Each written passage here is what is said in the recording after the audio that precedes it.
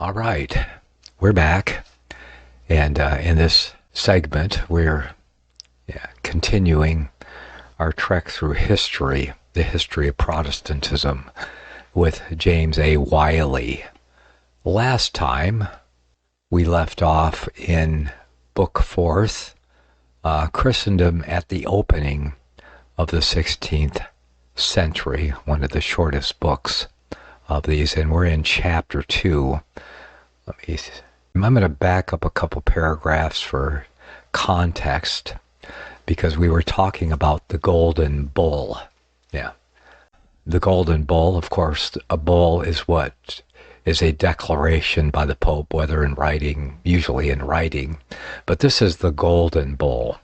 Now, this set up the Holy Roman Empire, and this was used for the coronation of new emperors in the Holy Roman Empire, over which, of course, the Papacy was supreme, and so they designed this Golden Bull, and we've been going through the ceremonies. So I'm backing up here. The ceremonies enjoined by the Golden Bull to be observed at the coronation feast are curious. The following minute and graphic account of them is given by an old traveler. In solemn court, the emperor shall sit on his throne, and the Duke of Saxony, laying a heap of oats as high as his horse's saddle before the gate court, shall, with a silver measure of 12 marks price, deliver oats to the chief equerry of the stable, and then sticking his staff in the oats, shall depart. And the vice-marshal shall distribute the rest of the oats.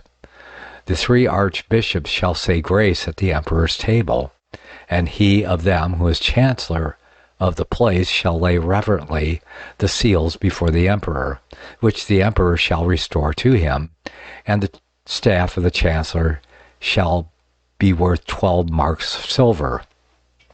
The Marquis of Brandenburg, sitting upon his horse, with a silver basin of 12 marks weight, and a towel, shall alight from his horse and give water to the emperor. The Count Palatine, sitting upon his horse, with 4 dishes of silver with meat, each dish worth 3 marks, shall alight and set the dishes on the table. The King of Bohemia, sitting upon his horse, with a silver cup worth 12 marks, filled with water and wine, shall alight and give it to the emperor to drink. The gentleman of Falkenstein, under Chamberlain, the gentleman of this Teutoburg, master of the kitchen, and this gentleman of Limburg, vice butler, or in their absence the ordinary officers of the court, shall have the said horses, basin, dishes, cup, staff, measure, and shall after wait on the emperor's table. The emperor's table shall be 6 feet higher than any other table, where he shall sit alone, and the table of the empress shall be by his side 3 feet lower. The elector's table shall be 3 feet lower than that of the empress, and all of equal height. And 3 of them shall be on the emperor's right hand, and 3 on the emperor's left hand, and 1 before his face, and each shall sit alone at his table.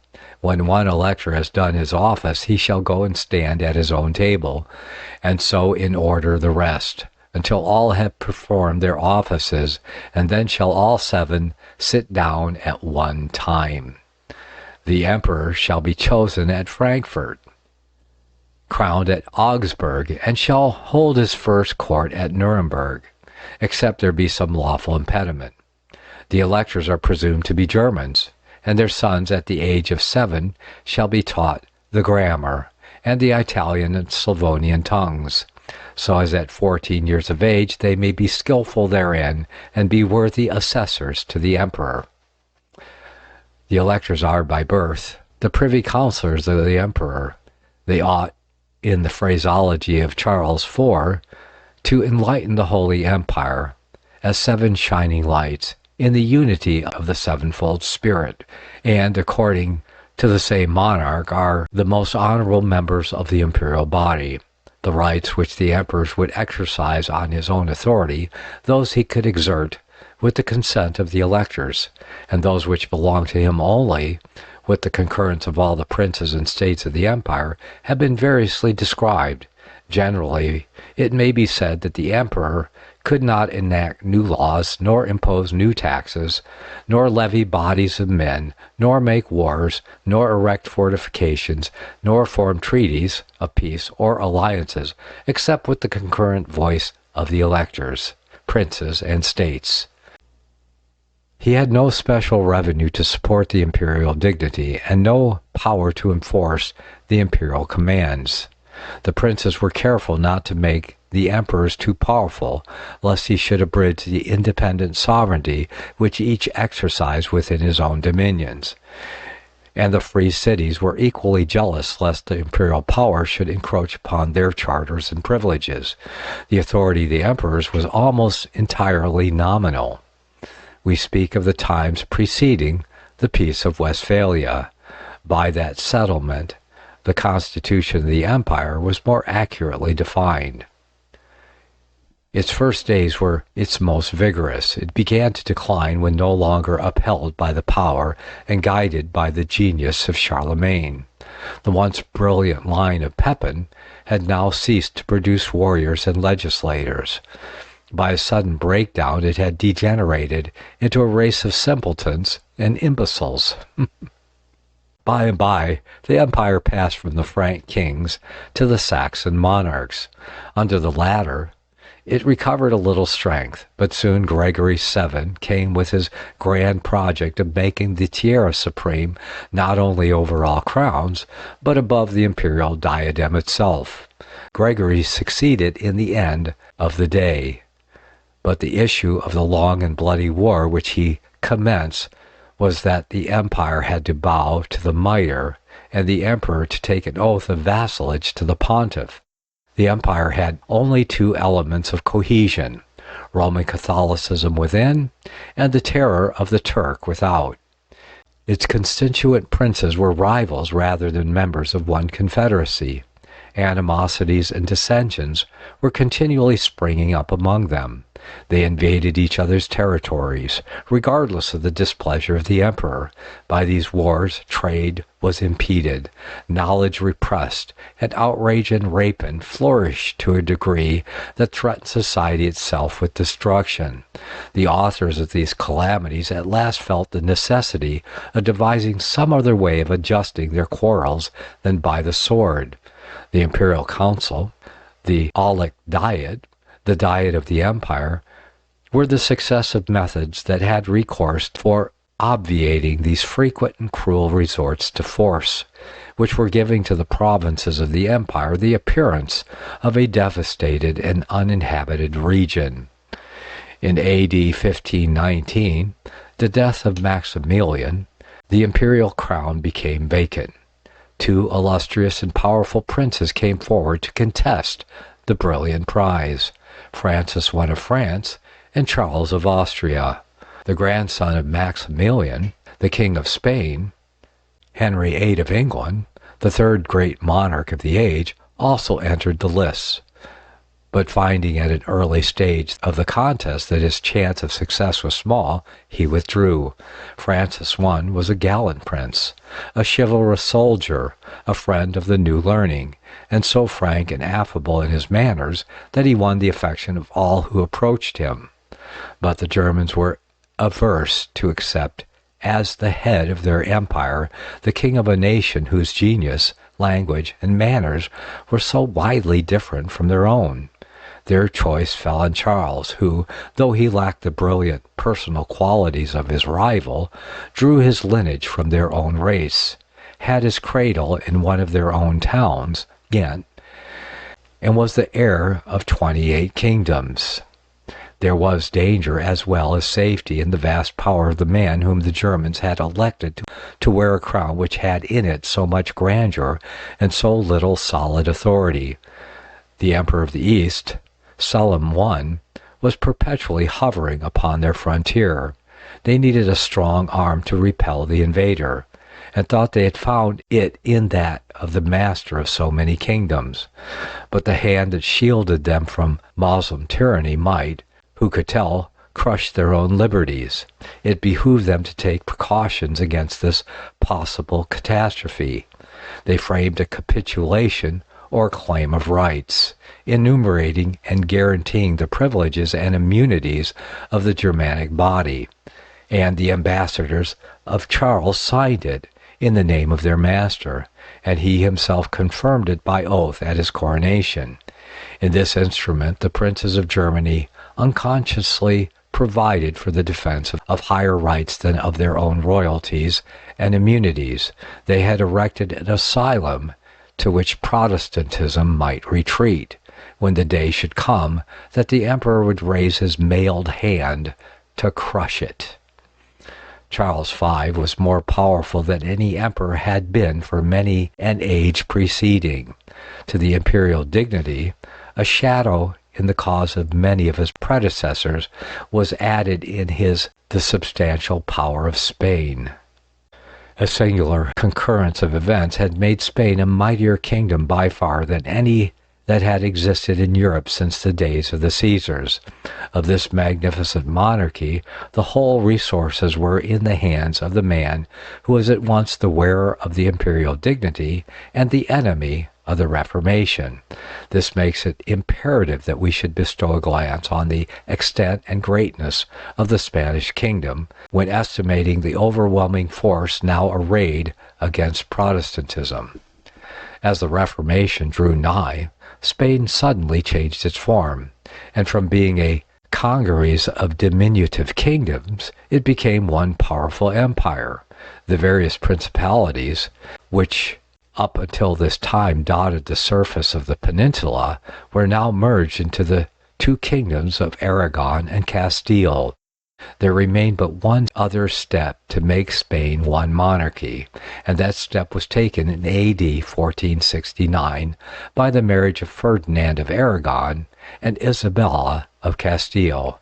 In a few years thereafter, these two royal personages ascended the thrones of Aragon and Castile, and thus all the crowns of Spain were united on their head. One monarch swayed his scepter over the Iberian Peninsula, from San Sebastian to the Rock of Gibraltar, from the Pyrenees to the waves that bathe the feet of the Mount of Mauritania. The whole resources of the country now found their way into one exchequer. All its tribes were gathered round one standard, and its whole power was wielded by one hand. Spain, already great, was about to become still greater.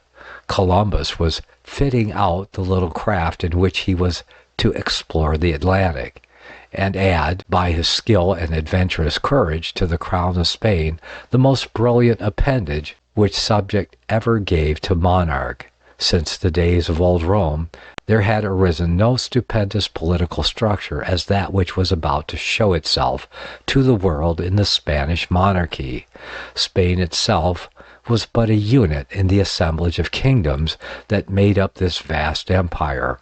The European dependencies of Spain were numerous. The fertile plains and vine-clad hills of Sicily and Naples were hers. The vast garden of Lombardy, where the Po waters and the Alps enclose, with its queenly cities, its plantations of olives and mulberry, its corn and oil and silk were hers. The Low Countries were hers, with their canals, their fertile meadows stocked with herds, their cathedrals and museums, and their stately towns, the seats of learning and hives of industry. As if Europe were too narrow to contain so colossal a power, Spain stretched her scepter across the great western sea, and ample provinces in the New World called her mistress. Mexico and Peru were hers, and the products of their virgin soils and the wealth of their golden mines were borne across the deep to replenish her bazaars and silver shops. It was not the Occident only that poured its treasures at her feet. Spain laid her hand on the Orient, and the fragrant spices and precious gems of India ministered to her pleasure. The sun never set on the dominions of Spain. The numerous countries that owned her sway sent each whatever was most precious and most prized among its products to stock her markets and enrich her exchequer. To Spain flowed the gums of Arabia, the drugs of Molucca, the diamonds of Romeo, the wheat of Lombardy, the wine of Naples, the rich fabrics worked on the looms of Bruges and Ghent, the arms and cutlery forged in the factories and wrought up in the workshops of Liege and Namur. This great empire was served by numerous armies and powerful fleets. Her soldiers, drawn from every nation, and excellently disciplined, were brave, hardy, familiar with danger, and inured to every climate from the tropics to the Arctic regions. They were led by commanders of consummate ability, and the flag under which they marched had conquered on 100 battlefields. When the master of all these provinces, armies, and fleets added the imperial diadem, as Charles V did, to all his other dignities, his glory was perfected. We may adapt to the Spanish monarch the bold image under which the prophet presented the greatness of the Assyrian power. The Spaniard was a cedar in Europe, with fair branches and with a shadowing shroud, and of a high stature, and his top was among the thick boughs. The waters made him great. The deep set him up on high with her rivers running round about his plants, and sent out her little rivers into all the trees of the field. Therefore his height was exalted above all the trees of the field, and his boughs were multiplied, and his branches became long because of the multitude of waters when he shot forth. The monarch of Spain, though master of so much, was laying schemes for extending the limits of his already overgrown dominions, and making himself absolute and universal lord. Since the noon of the Roman power, the liberties of the world had at no time been in so great peril as now. The shadow of a universal despotism was persistently projecting itself farther and yet farther upon the kingdoms and peoples of Western Europe. There was no principle known to the men of that age that seemed capable of doing battle with this colossus and staying its advance. This despotism, into whose hands, as it seemed, the nations of Christendom had been delivered, claimed a divine right, and, as such, was upheld by the spiritual forces of priestcraft and the material aids of fleets and legions. Liberty was retreating before it. Literature and art had become its allies, and were weaving chains for the men whom they had promised to emancipate. As Liberty looked round, she could see no arm on which to lean, no champion to do battle for her. Unless Protestantism had arrived at that crisis, a universal despotism would have covered Europe, and Liberty, banished from the earth, must have returned to her native skies. Dr. Martin Luther, a monk from the country of Mansfield, by his heroism alone, imparted to the half of Europe a new soul, created an opposition which became the safeguard of freedom. Chapter 3. The Papacy, or Christendom under the Tiara. Complex constitution of the Papacy. Temporal sovereignty limited to papal states. Pontifical supremacy covers all Christendom. Governmental machinery. Legate latere. Interdict. The Concordat. Concordat with Austria. The Papacy in Piedmont. Indulgences. The Confessional. The Papacy absolute in temporals as in spirituals. Enormous strength. We now ascend to the summit of the European edifice as constituted at the beginning of the 16th century. There was a higher monarch in the world than the emperor, and a more powerful kingdom in Christendom than the empire. That monarch was the Pope, that empire the Papacy. Any view of Christendom that fails to take note of the relations of the Papacy to its several kingdoms overlooks the prominent characteristic of Europe as it existed when the great struggle for religion and liberty was begun. The relation of the Papacy to the other kingdoms of Christendom was, in a word, that of dominacy. It was their chief, their ruler. It taught them to see in the 7 hills, and the power seated thereon, the bond of their union, the fountain of their legislation, and the throne of their government. It thus knit all kingdoms of Europe into one great federacy or monarchy. They lived and breathed in the papacy. Their fleets and armies, their constitutions and laws existed more for it than for themselves. They were employed to advance the policy and uphold the power of the sovereigns who sat in the papal chair. In the one pontifical government, there were rolled up in reality 2 governments, one within the other.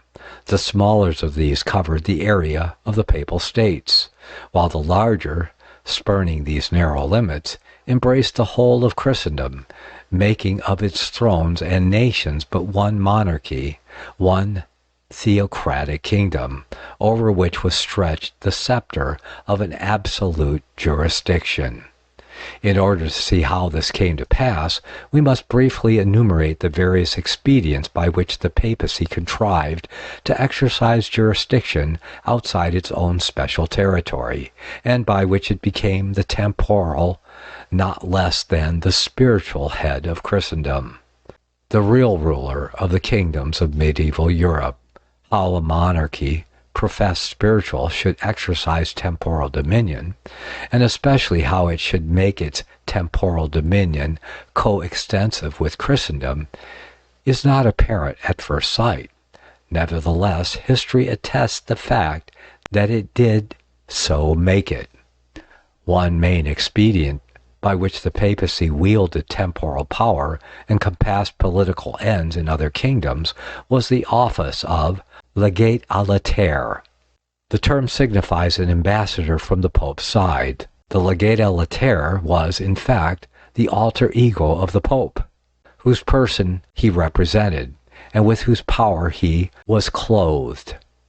He was sent into all countries, not to mediate, but to govern, his functions being analogous to those of the deputies or rulers whom the pagan masters of the world were wont to send from Rome to govern the subject provinces of the empire. In the prosecution of his mission, the legate à latere made it his first business in the particular country into which he entered to set up his court, and to try causes and pronounce judgment in the Pope's name.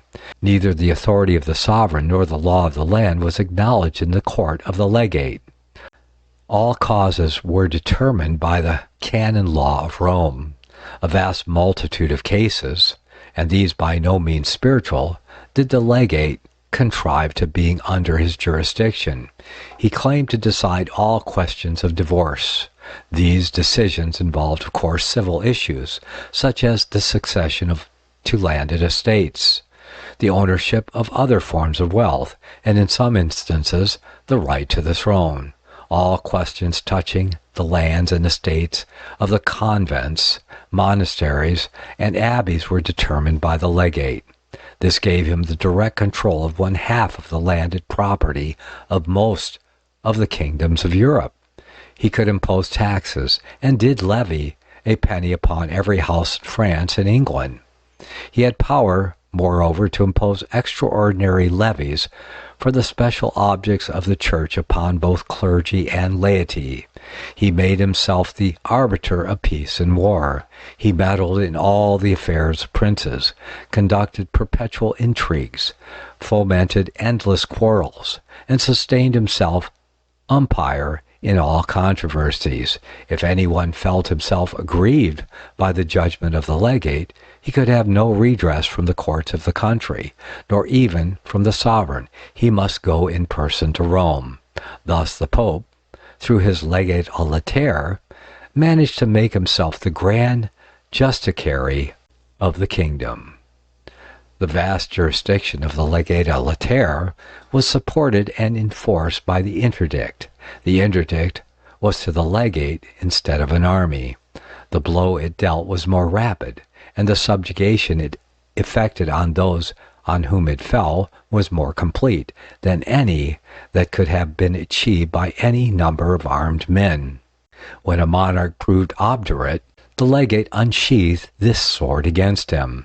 The clergy through the length and breadth of his kingdom instantly desisted from the celebration of the ordinances of religion.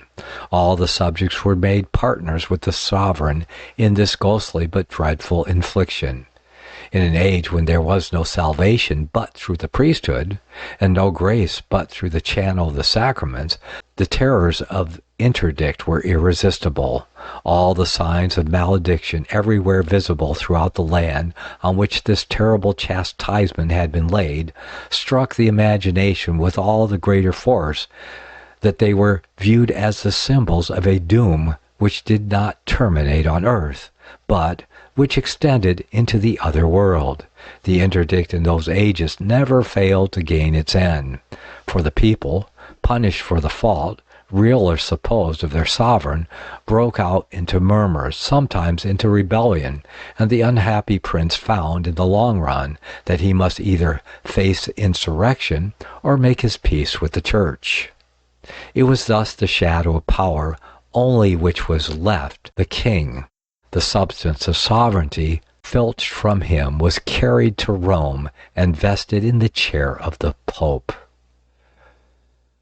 Another contrivance by which the papacy, while it left to princes the name of king, took from them the actual government of their kingdoms, was the Concordat.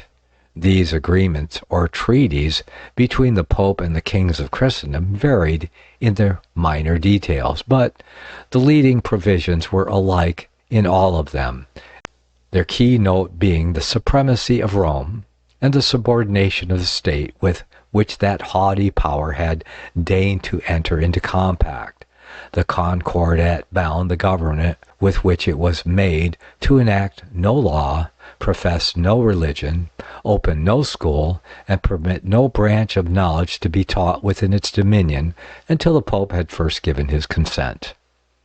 Moreover, it bound to keep open the gates of the realm for the admission of such legates, bishops, and nuncios as the Pope might be pleased to send thither for the purpose of administering his spiritual authority, and to receive such bulls and briefs as he might be pleased to promulgate, which were to have the force of law in the country whose rights and privileges these missives very possibly invaded or altogether set aside. The advantages secured by the contracting parties on the other side were usually of the most meager kind, and were respected only so long as it was not for the interests of the Church of Rome to violate them. In short, the Concord gave the Pope the first place in government of the kingdom, leaving to the sovereign and the estates of the realm only the second. It bound down the prince in vassalage, and the people in serfdom, political and religious. Another formidable instrumentality for compassing the same ends was the hierarchy. The struggle commenced by Hildebrand regarding investitures, ended in giving to the Pope the power of appointing bishops throughout all the empire. This placed in the hands of the pontiff the better half of the secular government of its kingdoms. The hierarchy formed a body powerful by their union, their intelligence, and the reverence which waited on their sacred office. Each member of that body had taken a feudal oath of obedience to the Pope. The bishop was no mere priest.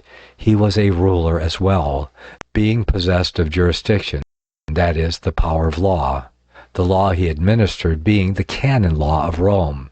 The chapter was but another term for the court by which the bishop exercised that jurisdiction, and as it was a recognized doctrine that the jurisdiction of the bishop was temporal as well as spiritual, the hierarchy formed, in fact, a magistracy, and a magistracy planted in the country by a foreign power, under an oath of obedience to the power that appointed it, a magistracy independent of the sovereign, and wielding a combined temporal and spiritual jurisdiction over every person in the realm, and governing him alike in his religious acts, in his political duties, and his temporal possessions. Let us take the little kingdom of Sardinia as an illustration. On the 8th of January, 1855, a bill was introduced into the Parliament of Turin for the suppression of the convents and of the more equal distribution of the church lands. The habitable portion of Sardinia is mostly comprised in the rich valley of the Po, and its population amounts only to about 4.5 million. Yet it appeared from the bill that in this small territory there were given 7 archbishops, 34 bishops, 41 chapters, with 860 canons attached to the bishoprics, 73 simple chapters, with 470 canons, 1,100 livings for the canons, and lastly, 4,247 parishes, with some thousands of parish priests. The domains of the church represented a capital of 400 million francs, yielding a yearly revenue of 17 million and upwards. Nor was even this the whole of the ecclesiastical burden borne by the little state. To the secular clergy, we have to add 8,563 persons who wore cowls and veils. These were distributed into 604 religious houses, whose annual cost was 2.5 million francs. There were thus from 12 to 20,000 persons in Piedmont, all under oath, or under vows equivalent to an oath, to obey only the orders that came from Rome. These held 1/4 of the lands of the kingdom. They were exempt from the jurisdiction of laws. They claimed the right of dictating to all the subjects of the realm how to act in every matter in which duty was involved, that is, in every matter absolutely. And they had the power of compelling obedience by penalties of a peculiarly forcible kind. It is obvious, at a glance, that the actual government of the kingdom was in the hands of these men, that is, of their master at Rome. Let us glance briefly at other principalities of the peninsula, the Levitical state, as Italy was wont to be called.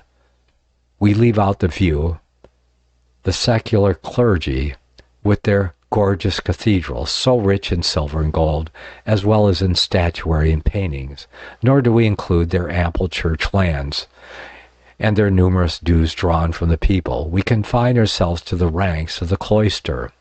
In 1863, a project of law was tabled in the Italian Chamber of Deputies for their suppression. From this project, it appeared that there were, in Italy, 84 orders of monks, distributed in 2,382 religious houses. Each of these 84 orders had numerous affiliated branches radiating over the country. All held property, save the 4 mendicant orders. The value of the convent property was estimated at 40 million lire, and the number of persons made a grand total of 63,239. This does not include the convent establishments of the Papal States, nor the religious houses of Piedmont, which had been suppressed previous to 1863. If we take these into account, we cannot estimate the monastic corps of Italy at less than 100,000. Besides those we have enumerated there, a host of instrumentalities all directed to the same end, the enforcement even of the government of Rome, mainly in things temporal, and in the dominions of other sovereigns. Chief among these was the confessional. The confessional was called the place of penitence. It was in reality a seat of jurisdiction. It was a tribunal, the highest of all tribunals, because to the Papist the tribunal of God. Its terrors as far transcended those of the human judgment seat, as the sword of eternal anathema transcends the gallows of temporal governments. It afforded, moreover, unrivaled faculties for sowing sedition and organizing rebellion.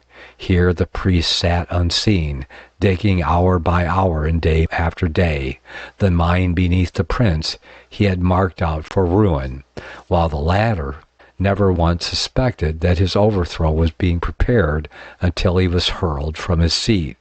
There was, moreover, the device of dispensations and indulgences. Never did merchant, by the most daring venture, nor statesman, by the most ingenious scheme of finance, succeed in amassing such store of wealth as Rome did simply by selling pardon. She sent vendors of her wares into all countries, and as all felt that they needed forgiveness, all flocked to her market, and thus, as one gathered eggs, to employ the language of the prophet, so did Rome gather the riches of all the earth. She took care, moreover, that these riches should not take to themselves wings and fly away. She invented mort main. Not a penny of her accumulated hoards, not an acre of her wide domains did her dead hand ever let go. Her property was beyond the reach of the law. This crowned the evil. The estates of the nobles could be dealt with by the civil tribunals, if so overgrown as to be dangerous to the public good, but it was the fate of the ecclesiastical properties ever to grow, and with it, of course, the pride and arrogance of its owners, and however noxious the uses to which it was turned, however much it tended to impoverish the resources of the state and undermine the industry of the nation, no remedy could be applied to the mischief. Century after century the evil continued and waxed stronger, until at length the Reformation came and dissolved the spell by which Rome had succeeded in making her enormous possessions inviolable to the arm of the law, covering them, as she did, with the sanctions of heaven. Thus did Rome, by these expedients and others which it are tedious here to enumerate, extend her government over all the countries of Christendom, alike in temporals as in spirituals. The Pope's jurisdiction, said a Franciscan, is universal, embracing the whole world, its temporalities as well as its spiritualities. Rome did not set up the chair of Peter bodily in these various countries, nor did she transfer to them the machinery of the papal government as it existed in her own capital. It was not in the least necessary that she should do so. She gained her end quite as effectually by legate a latere, by concordats, by bishops, by bulls, by indulgences, and by a power that stood behind all the others and lent them its sanction and force, namely, the infallibility, a fiction, no doubt, but to the Romanist, a reality, a moral omnipotence, which he had no more dared disobey than he dared disobey God, for to whom it was God. The infallibility enabled the Pope to gather the whole Romanist community dispersed over the whole world into one army, which, obedient to its leader, could put in motion from its center to all its wide circumference, as it were, one man, forming an array of political, spiritual, and material force, which had not its like on earth.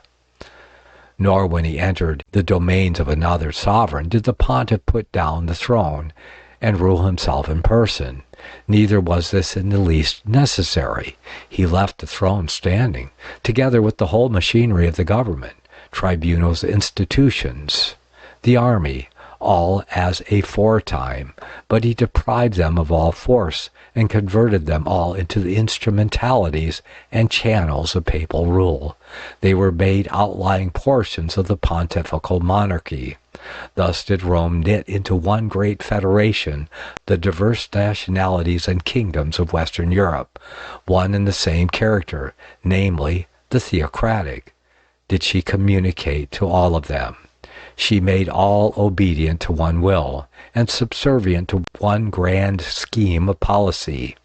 The ancient Rome had exhibited a marvelous genius for welding the nations into one, and teaching them obedience to her behests. But her proudest triumphs in this field were eclipsed by the yet greater success of papal Rome.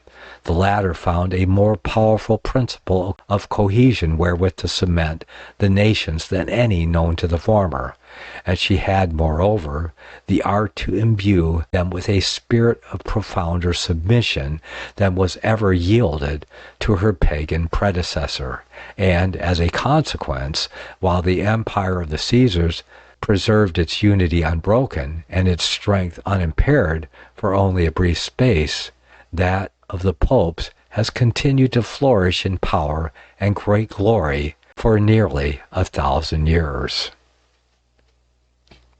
Such was the constitution of Christendom as fully developed at the end of the 15th and beginning of the 16th century. The verdict of Adam Smith pronounced on Rome, viewed as the head and mistress of this vast confederation, expressed only the sober truth. The Church of Rome, said he, is the most formidable combination that was ever formed against the authority and security of civil government, as well as against the liberty, reason, and happiness of mankind.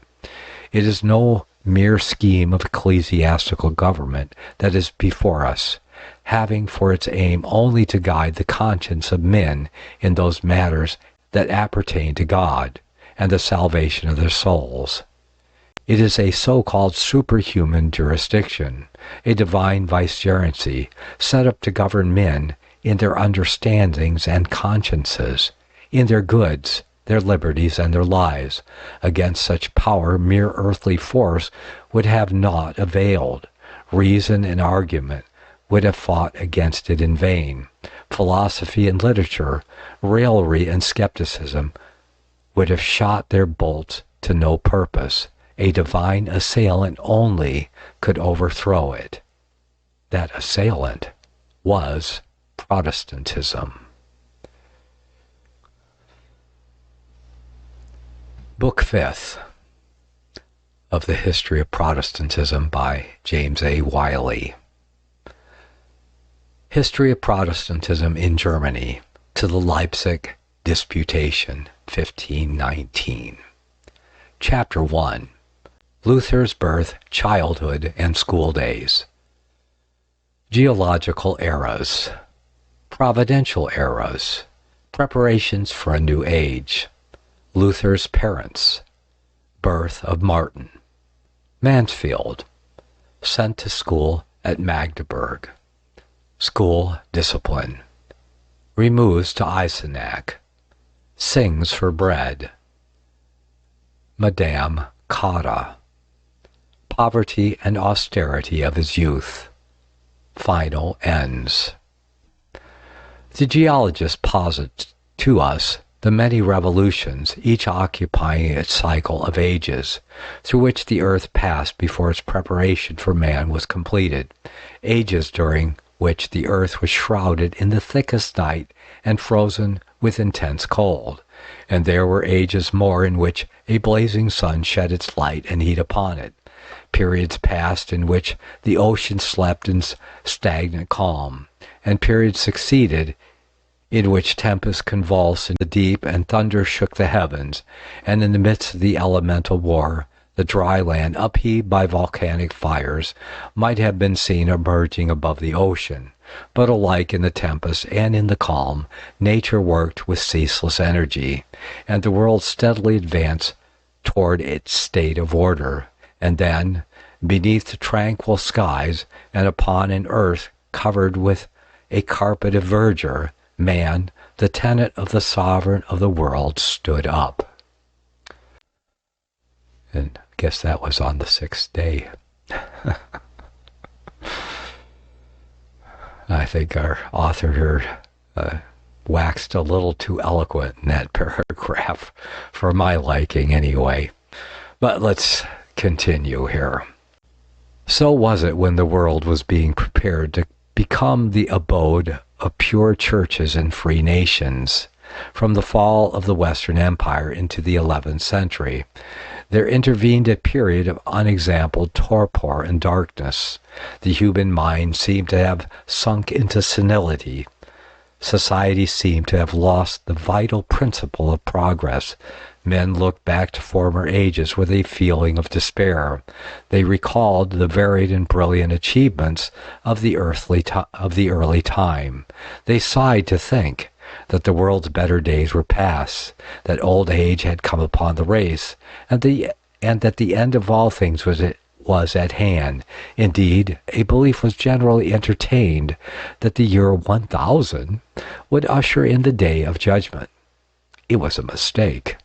The world's best days were yet to come, though these, its true golden age, it should not reach otherwise than through terrible political and moral tempests. The hurricane of the Crusades was that first broke the ice of the world's long winter. The frozen bands of Orion being loosed, the sweet influence of Pleiades began to act on society. Commerce and art, poetry and philosophy appeared, and like early flowers announced the coming spring. That philosophy, it is true, was not of much intrinsic value, but, like the sports of childhood, which develop the limbs and strengthen the faculties of the future man, the speculations of the Middle Ages, wherewith the young mind of Europe exercised itself, paved the way for the achievements of its manhood. By and by came the printing press, a truly divine gift, and scarcely had the art of printing been perfected when Constantinople fell. The tomb of ancient literature was burst open, and the treasures of the ancient world were scattered over the West. From these seeds were to spring not the old thoughts, but new ones of greater power and beauty. Next came the mariner's compass, and with the mariner's compass came a new world, or what is the same thing, the discovery by man of the large and goodly dimensions of the world he occupies. Hitherto he had been confined to a portion of it only, and on this little spot he planted and built. He had turned its soil with the plow, but oftener reddened it with the sword. Unconscious, the while that ampler and wealthier realms round him were lying unpeopled and uncultivated, but now magnificent continents and goodly islands rose out of the primeval night. It seemed a second creation. On all sides the world was expanding around man, and the sudden revelation of the vastness of that kingdom of which he was Lord awoke in his bosom new desires, and speedily dispelled those gloomy apprehensions by which he had begun to be oppressed. He thought that time's career was finished, and that the world was descending into its sepulchre. To his amazement and joy, he saw that the world's youth was come only now, and that man was yet but at the beginning of his destiny. He panted to enter on the new career opening before him. Compared with his condition in the 11th century, when man was groping in the thick night, and the rising breath of the Crusades was just beginning to stir the lethargy of ages, it must have seemed to him as if he had already seen the full opening of the day. But the true light had not yet risen, if we accept a feeble dawn in the skies of England and Bohemia, where gathering clouds threatened to extinguish it. Philosophy and poetry, even when to these were added ancient learning and modern discoveries, could not make it day, if something better had not succeeded. The awakening of the 16th century would have been but a watch in the night. The world, after those merely terrestrial forces had spent themselves, would have fallen back into its tomb. It was necessary that God's own breath should vivify it, if it was to continue to live. The logic of the schools, the perfume of letters, the galvanic forces of art could not make of the corpse a living man. As with man at first, so with society. God must breathe into it in order that it might become a living soul. The Bible, so long buried, was resuscitated. It was translated into the various tongues of Europe, and thus the breath of God was again moving over society. The light of heaven, after its long and disastrous eclipse, broke anew upon the world. And that's where we're going to end it and pick up next time, because I am running out of time here today. I want to thank you all for showing up and bearing with me through this. I hope you have been enjoying this history. I find it a great adventure myself, but we will have to pick it up next time. Tomorrow I will be live, and we will pick up on the next day right here where we left off. May the Almighty bless you and give you peace as you travel on the narrow way that leads to life. I love you. Years ahead of the dominant media, FirstAmendmentRadio.com and FirstAmendmentRadio.net. Hi, I'm Nicholas Arthur, and I'd like to introduce you to my latest book, Reformed Prophecy Interpretation, an apology for Reformed premillennial historicism in the 21st century. As with primitive biblical Christianity, historicism is the method of prophecy interpretation restored with the advent of the Protestant Reformation, and had become so widely held that for a long time it was called the Protestant view. My book is not so much about the errors of dispensationalism or amillennialism. Rather, it is about the historicist alternative to understanding many of the same passages from the vantage point of prophecy fulfilled in history. For those that desire more than mere hypotheses, bolstered with conjectured speculation, those who require explicit biblical exegesis and verified historical fulfillment, and are not willing to accept speculation as anything other than what it is. Speculation, not truth. This book is for you. Over the last century, this method of interpretation has become almost completely forgotten, even by Protestants, in the face of a method that is based almost entirely on future speculation, rather than fulfilled prophecy in history.